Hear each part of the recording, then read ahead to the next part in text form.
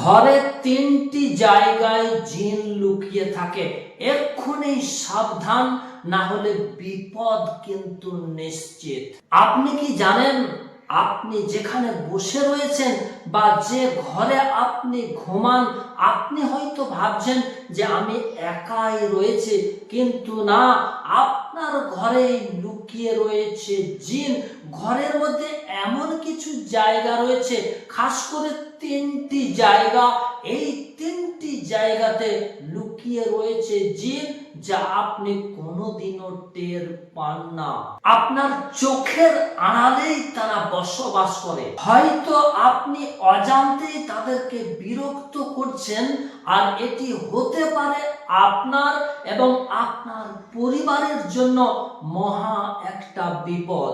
আজ আমি আপনাদের ঘরের এমন তিনটি জায়গা বলবো, যে জায়গাতে আপনার ঘরে জিনেরা আস্তানা গেড়ে বসে রয়েছে। ভিডিওটি শেষ পর্যন্ত দেখুন। 3 নম্বর জায়গাটি আপনার কল্পনাকেও হার মানাবে। আর হ্যাঁ, এই বিপদ থেকে বাঁচার জন্য ভিডিওর শেষে আপনাদেরকে ছোট্ট একটা উপায়ও আমি বলে দেব, শিখিয়ে দেব, যেটি করলে এই জিনেদের আক্রমণ থেকে আপনি বেঁচে থাকতে পারবেন। অবহেলা করবেন না, কারণ সাবধান না হলে বিপদ যে কোনো মুহূর্তে এসে আপনার দরজাতে কড়া নাড়তে পারে। চলুন আগে সেই তিনটি জায়গা আপনাদেরকে আমি অবগত করিয়ে দিই, বলে দিই। তার আগে ক্লিয়ার ভাবে যেটা বুঝিয়ে না দিলে আজকের এই বিষয়টি আপনি বুঝতেই পারবেন না। খবিস জিনগুলো সাধারণত নোংরা আবর্জনাযুক্ত স্থানগুলোকেই বেছে নেয় তাদের বসবাসের যোগ্য আবাসস্থল হিসাবে। অর্থাৎ খবিস শব্দের অর্থ হচ্ছে নোংরা। তারা নোংরাকেই সবচাইতে বেশি প্রাধান্য দেয়, সেখানেই তারা থাকে। এবার আসি মূল ওই তিনটি জায়গার দিকে। ঘরে কোন তিনটি জায়গাতে তারা সবচাইতে বেশি পরিমাণে থাকে?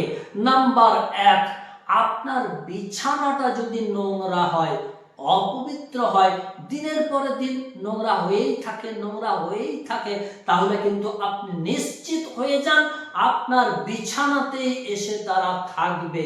নাম্বার 2, আমরা আমাদের বাড়ির আবর্জনাগুলোকে কোথাও জমা করে রেখে দিই, জড়ো করে রেখে দিই, আর এটা বেশ কিছুদিন ধরে যদি জড়ো হয়ে থাকে, অর্থাৎ জমা হয়ে থাকে, তাহলে কিন্তু ওই নোংরা আবর্জনার স্তূপে খবিস জিনগুলো এসে বসবাস করতে শুরু করে দেবে।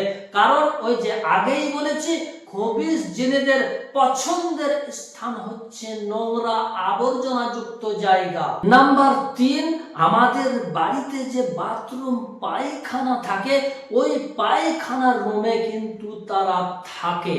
এই খবিস জিনেদের অত্যাচার থেকে, আক্রমণ থেকে বাঁচার সহজ একটা পন্থা আপনাদেরকে আমি শিখিয়ে দিচ্ছি।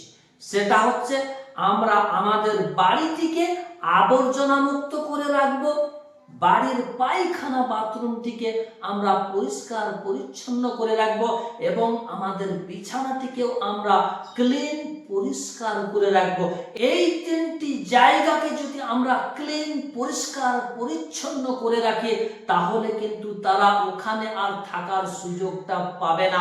আরো যে কাজটি আপনাকে করতে হবে, সেটা হচ্ছে নিয়মিতভাবে বাড়িতে ধূপ, লোবান বা খুশবু ওড়ানো, এবং বাড়িতে প্রত্যেক দিন সকাল এবং সন্ধ্যায় সূরা বাকারার শেষের 2টি আয়াত উচ্চ আওয়াজে তেলাওয়াত করতে থাকা, এটি নিয়মিত।